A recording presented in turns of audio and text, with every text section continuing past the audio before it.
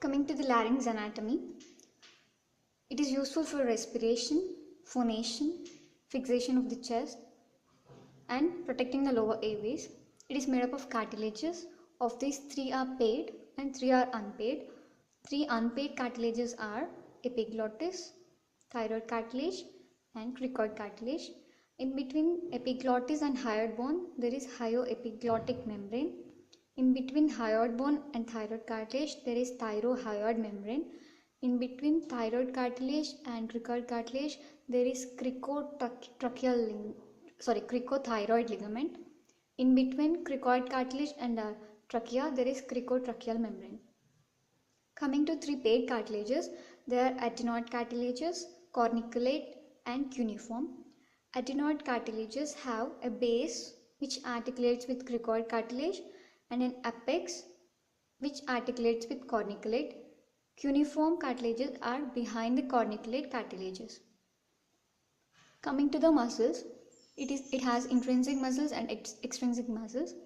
Intrinsic muscles are within the larynx and extrinsic muscles are of neighborhood which gives support to the larynx like stylohyoid, stylopharyngeus and others. Coming to intrinsic muscles, it is of 2 types which acts on vocal cords and those which acts on the larynx inlet.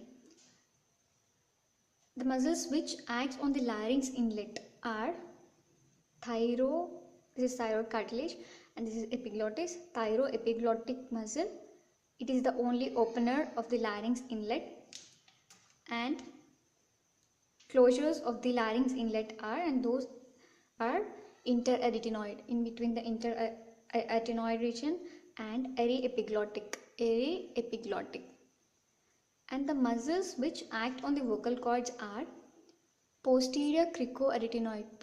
This is the posterior side, and this is the cricoarytenoid. Posterior cricoarytenoid, it is the only abductor, and the adductors are lateral cricoarytenoid, interarytenoid, and thyroarytenoid.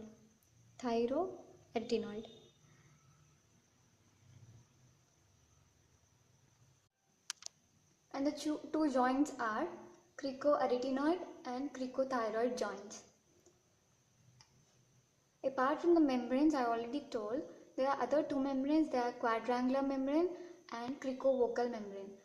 It is formed by the fibrous membrane which is above to the respiratory mucosa. The quadrangular membrane is formed from the aryepiglottic folds and arytenoids, and its lower free border forms the vestibular folds. And the cricovocal membrane is formed from the cricoid cartilage, and its upper free border forms the vocal folds. These vestibular folds are the false vocal cords, and the vocal folds are the true vocal cords. In between the vestibular and vocal folds, there is a space called ventricle.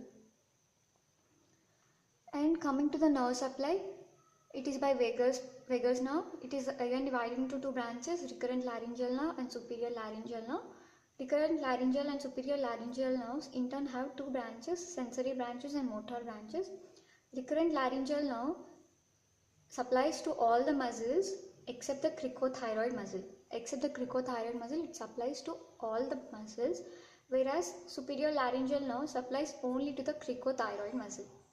And sensory branches are, the sensory branch of the recurrent laryngeal nerve supplies below to the vocal cords, and superior laryngeal nerve supplies above to the vocal cords. And the glottis region is where the true vocal cords are present. This is the glottic region, and the region above to the glottis is supraglottis, and the region below to the vocal folds, that is glottic region, is subglottis, and it extends up to the lower border of the cricoid cartilage.